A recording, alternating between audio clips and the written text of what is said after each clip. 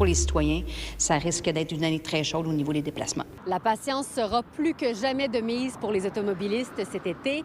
La Ville de Sherbrooke a annoncé mardi matin la liste des 88 chantiers qu'elle prévoit faire au cours des prochains mois.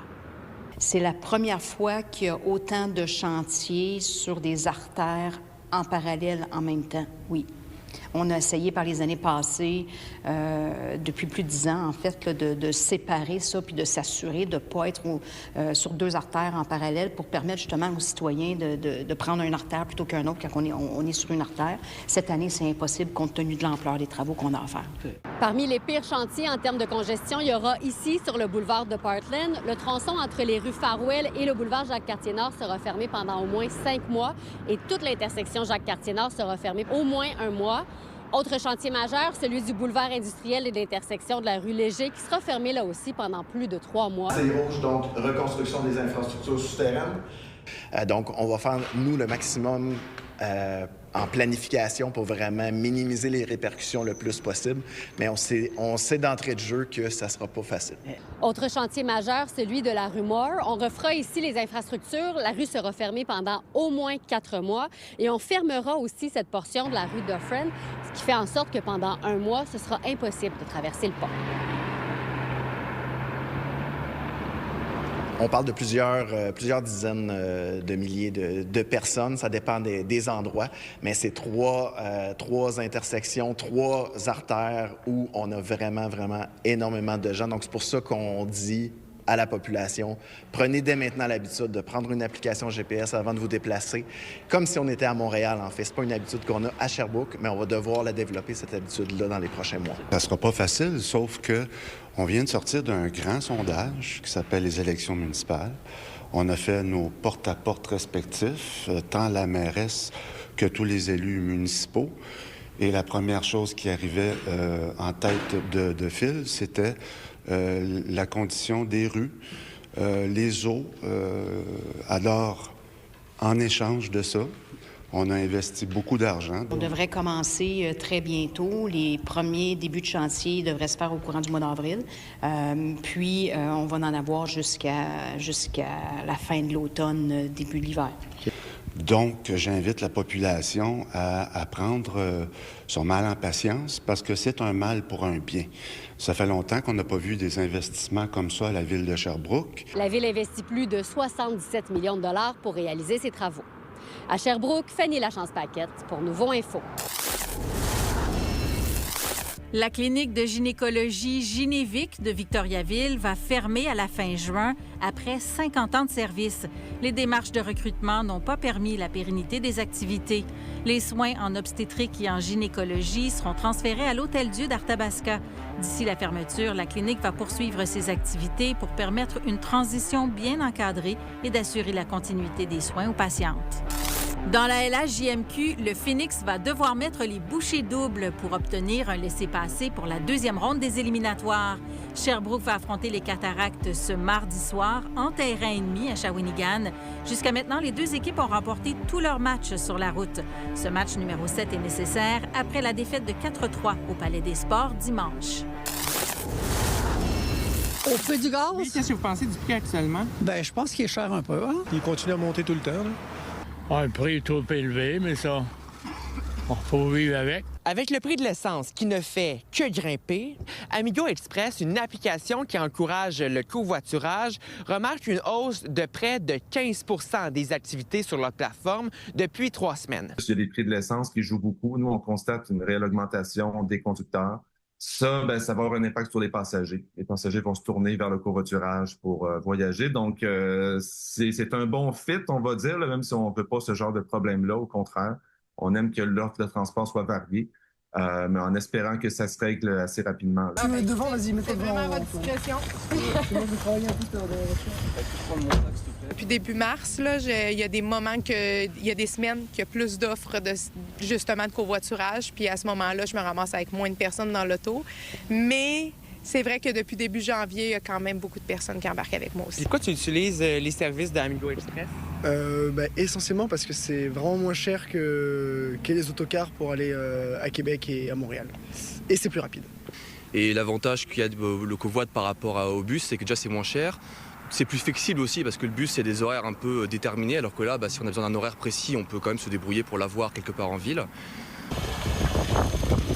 Est-ce que vous pourriez envisager de faire du covoiturage peut-être pour partager les coûts? Oh, moi, je reste en pleine campagne. C'est bien difficile de faire du covoiturage. Mais si je serais ici, oui, je ferais ça. Trouvez-vous que le covoiturage, à ce moment-là, c'est une solution pour diminuer les coûts? Ça pourrait être une solution, oui. Bien, c'est parce qu'au moins, ça partage. Hein. Tu partages le prix du gaz avec les gens. Ah oui, c'est une belle solution. Être conducteur chez Amigo Express, ce que ça veut dire, en fait, c'est avoir son essence payée, carrément. Donc, exemple, là, je vous donne un exemple, un conducteur qui part de Sherbrooke, si on prend un départ vers Montréal, par exemple, les gens vont annoncer quelque chose comme 20 $ par passager, donc multiplié par 3. Même chose vers Québec, par exemple, tu sais, ça peut aller jusqu'à 30 $ par passager. Puis aussi par justement souci de la planète, puis de me dire si je peux encourager le covoiturage puis d'avoir plus de personnes dans mon véhicule pour la route que je dois faire, je l'encourage. Depuis des années aussi, on nous dit que c'est mieux de prendre le covoiturage au lieu de prendre une voiture toute seule ou de prendre un bus alors qu'on est genre 5. Et oui, pour le prix de l'essence et aussi parce que pour des raisons écologiques, encore une fois. C'est comme là, je vois mes transports. À chaque fois qu'il y a des augmentations du prix de l'essence, on a des gens qui s'intéressent au covoiturage. C'est là qu'on va chercher une communauté de conducteurs un peu plus à chaque fois. Donc, il ne faut pas se leurrer, le covoiturage, c'est oui pour des raisons écologiques, mais c'est beaucoup, je dirais, moi, écono-logique. Avec le gaz qui demande, est-ce que vous allez continuer à être conductrice pour Amigo Express? Ah oui, certainement. Amigo Express recense plus de 5000 départs à chaque semaine, partout à travers la province. À Sherbrooke, Marc-Antoine Mailloux pour Nouveau Info. C'est une grande fierté pour nous de pouvoir produire des produits qu'on envoie directement dans l'espace. On peut dire que la région de l'Estrie rayonne jusque dans l'espace alors que la mission lunaire Artemis II se poursuit. C'est l'entreprise Apillac de Cowansville qui a été choisie pour fournir les repas déshydratés à l'astronaute ontarien Jeremy Hansen. Comment ça a commencé, cette collaboration avec la NASA? C'est un concours de circonstances, dans le fond. L'Agence spatiale canadienne m'a approché ou nous a approché il y a quelques années pour une mission sur la Station spatiale internationale. En 2018, les premiers contacts pour l'astronaute qui était là-bas. Donc, on avait fabriqué 4 mets qui sont allés dans l'espace à ce moment-là. Et là, ils ont renouvelé l'expérience avec notre crevette au curry pour Artemis II. Depuis que ça a été médiatisé, dites-moi, est-ce que vos ventes ont augmenté? Oui, ce matin, il y avait 3 fois plus de commandes que d'habitude, que les autres débuts de semaine. Alors, oui, ça a un impact. On est bien content de ça. Plus les gens nous connaissent, plus c'est apprécié. Et c'est bon pour nous. Bien, ici, là, actuellement, on fait du portionnement. Donc, on portionne les aliments avec la portionneuse. On vient portionner directement dans les sacs. Donc, c'est ici qu'on emballe. On va mettre les aliments dans les sacs, on va les sceller, on met une date. On fait nos tests de qualité là, pour s'assurer que tout est conforme, prêt à envoyer au client. Qu'est-ce qu'on retrouve dans vos produits qui font que, justement, par exemple, cet astronaute aura tout ce qu'il faut pour, justement, compléter sa mission? Les produits sont super bien équilibrés. Dans le fond, ils sont riches en protéines, ils ont des fruits et légumes à l'intérieur, c'est pas riche en sucre. Comme c'est des produits qui sont séchés à froid, la valeur nutritionnelle puis la valeur organoleptique ou sensorielle, dans le sens que la texture, la couleur, le goût demeurent une fois que c'est réhydraté, bien, ça convenait très bien. Vous avez été appelé à voyager dans le cadre de ce contrat-là? Je suis allée en Floride voir le lancement d'Artemis. Ça m'a vraiment étonnée de voir la quantité de personnes qui peut travailler sur une mission de ce genre. Lors du décompte du 10 secondes avant le lancement, c'était vraiment impressionnant. Tout le monde calculait en même temps.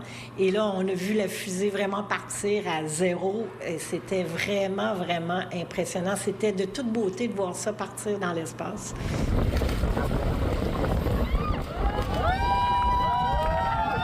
Alors, si tout se passe comme prévu, la mission Artemis II devrait être complétée le 10 avril prochain. À Cowansville, Alexandra Paré pour Nouveau Info.